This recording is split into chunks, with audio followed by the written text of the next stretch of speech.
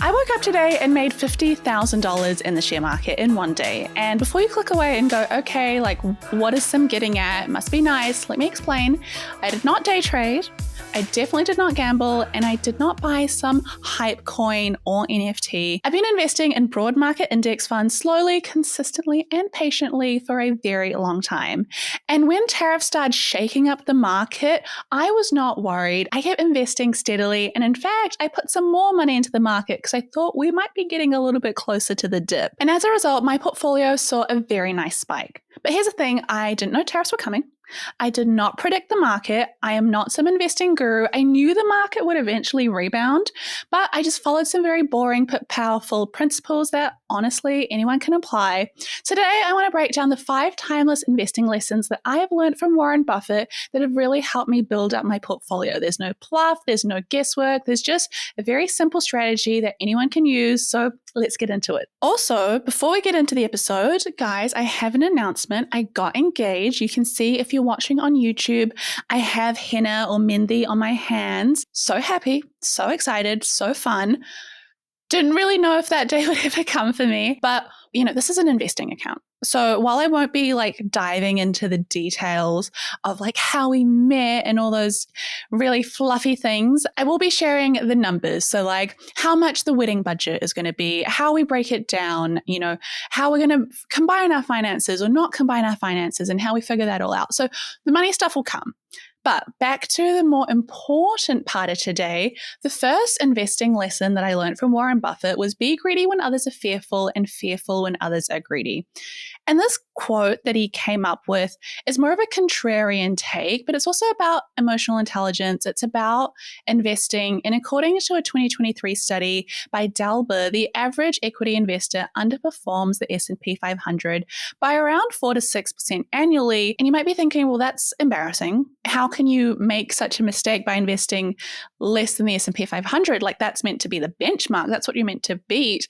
And they found in the study that was mainly due to 2 reasons: panic selling during downturns and buying in during the hype. Basically, rather than buying low and selling high, if they saw a stock do really well, as in it was going up, it was going higher, they'd be like, let me jump in, let me buy NVIDIA, let me go and buy this and that company. It's doing really well. But the people that then saw their stocks decreasing were like, oh my God, this is terrible. This is really worrisome.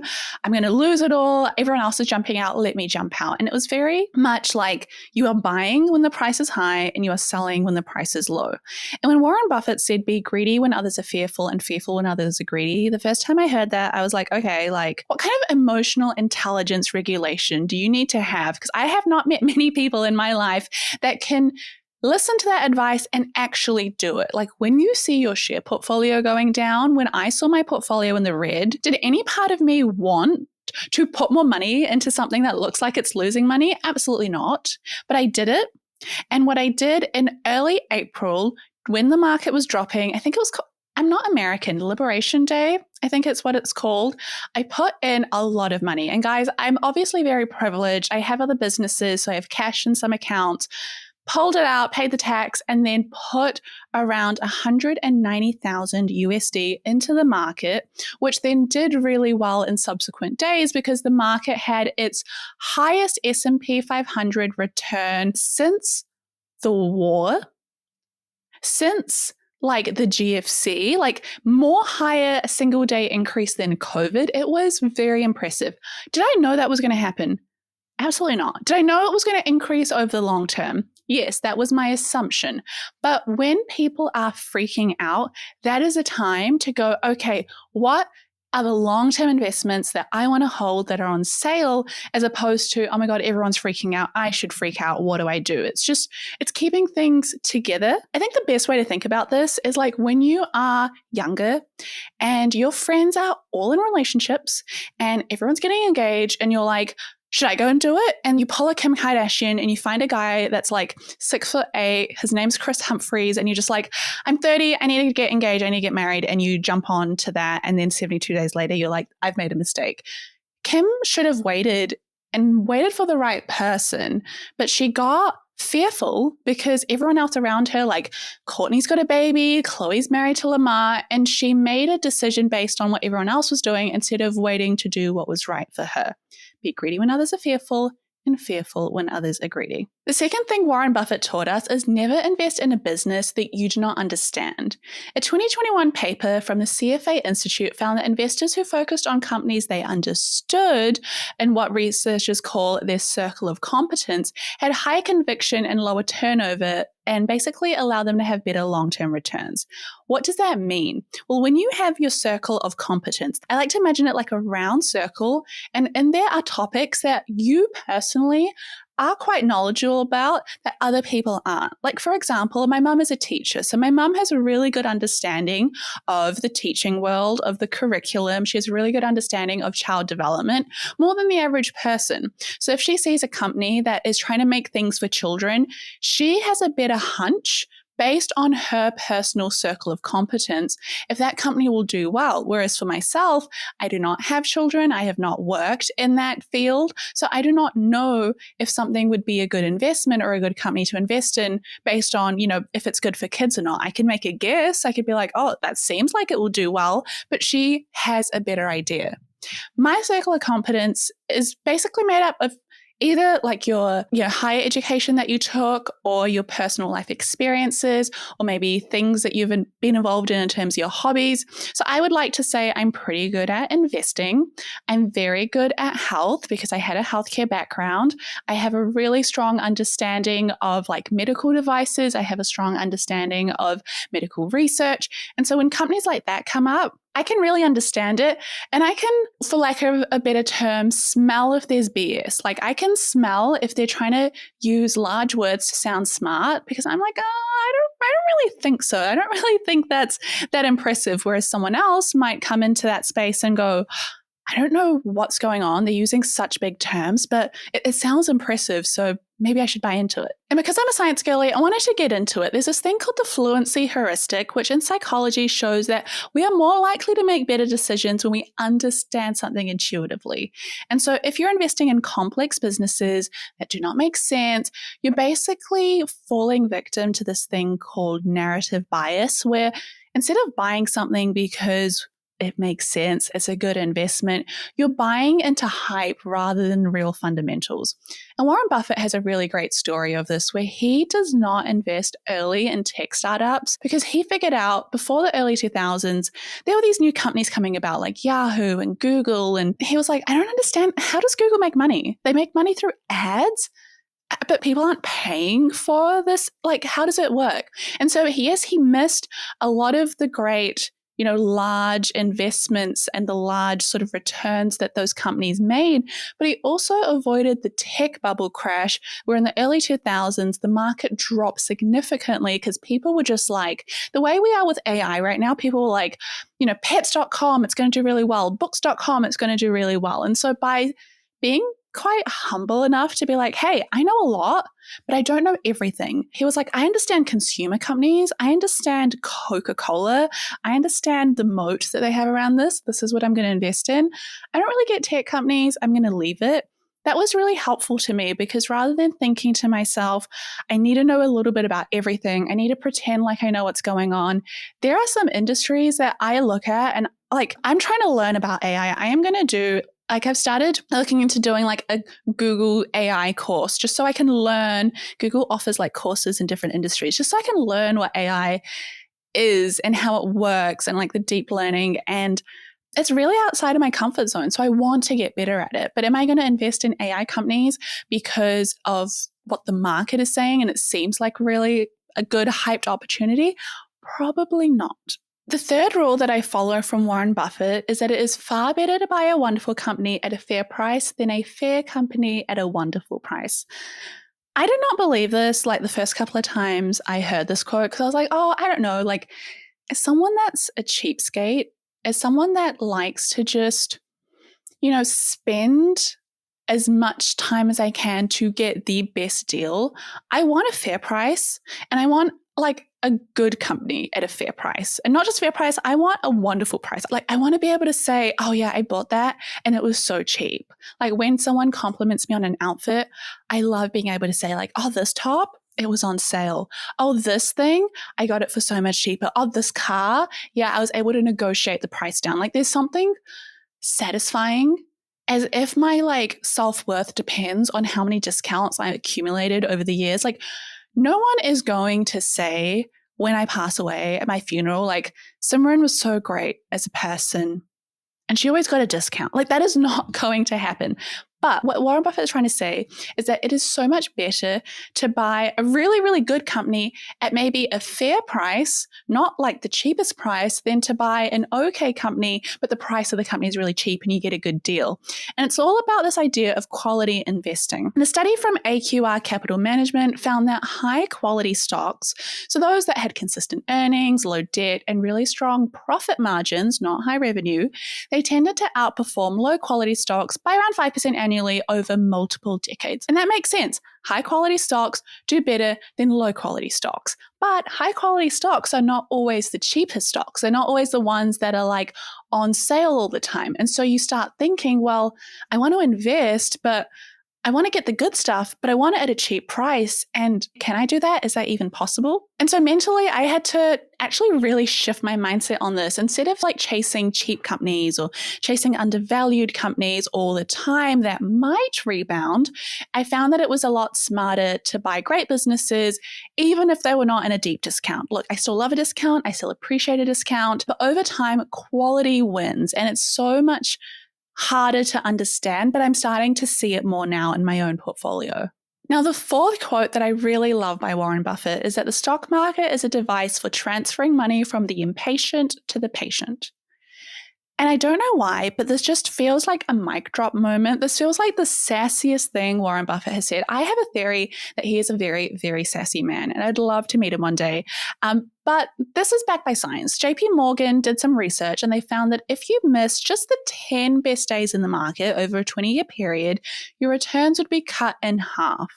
Let me repeat that again. If you were looking to invest over a 20-year period and you decided that you weren't going to invest consistently, you weren't going to put money in all the time, you're kind of like waiting and then you pulled your money out and then you put your money in. If you missed the 10 best days in the market because you pulled out money, your returns would be halved. Rather than like a 20% return, you'd only get a 10% return. And the kicker is that of those 10 best days, 6 of those 10 best days happened within 2 weeks of the 10 worst days. Let me say that again because it's sounding a little bit confusing even as I'm saying it myself.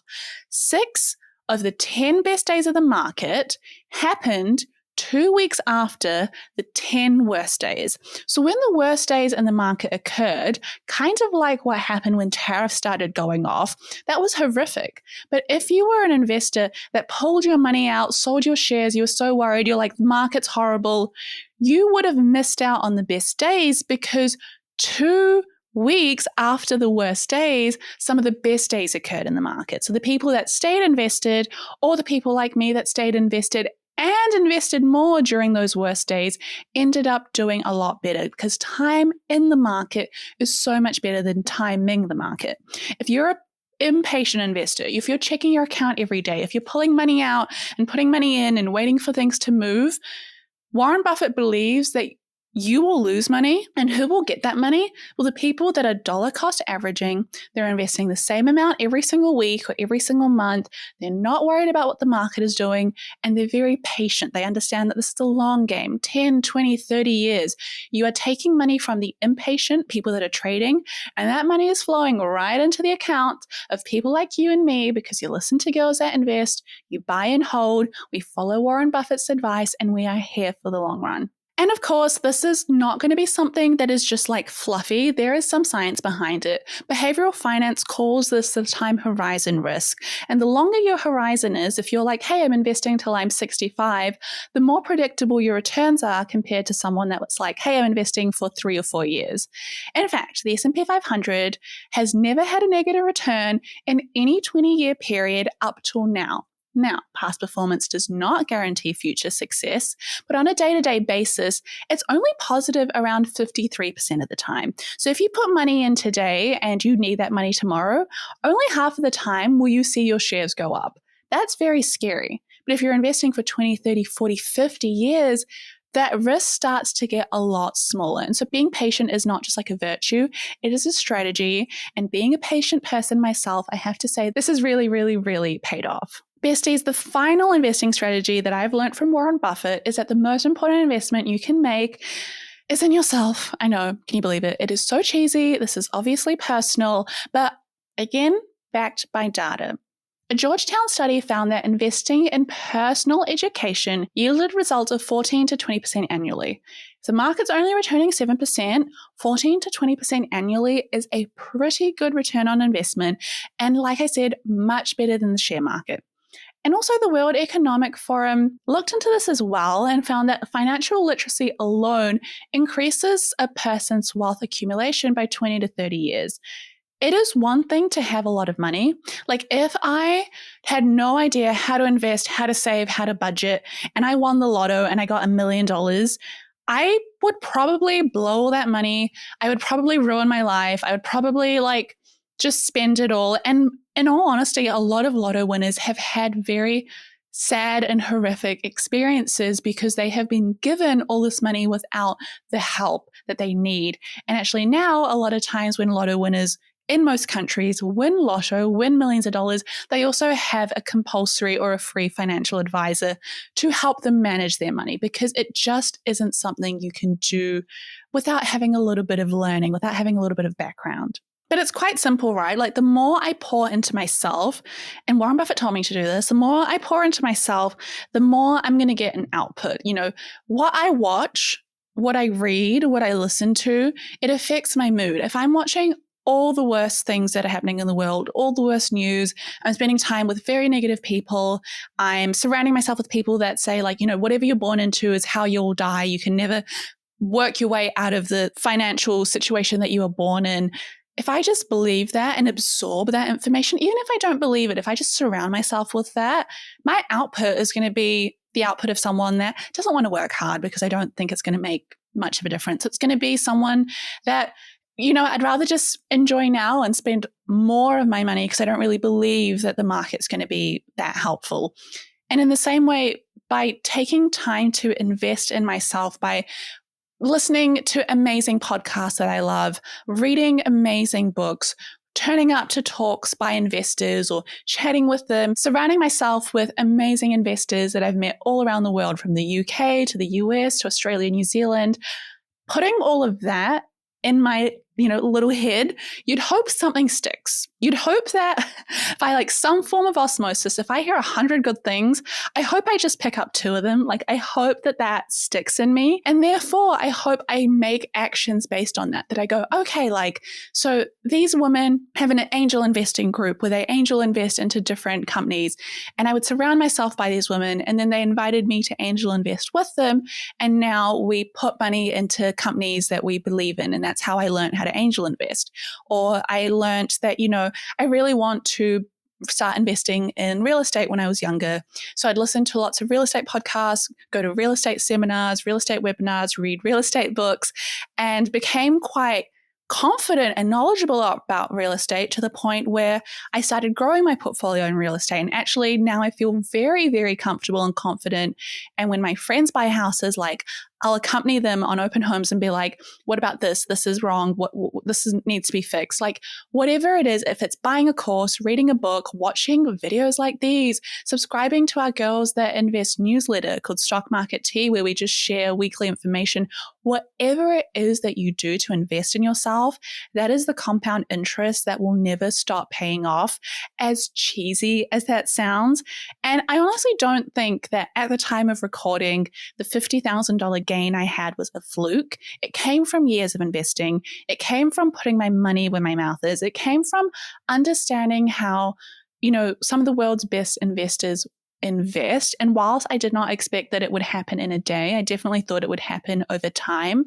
I cannot predict the market, but I can put barriers and frameworks and fundamental understanding as part of my overall investing toolkit. I can hold those things and I can make the best opportunities for myself and almost create my own luck, if you will. But I need to be very clear. I had no idea it was going to rebound this fast. I had no idea what was going to happen. I just knew in the long term, 10, 20, 30 years, things would be okay.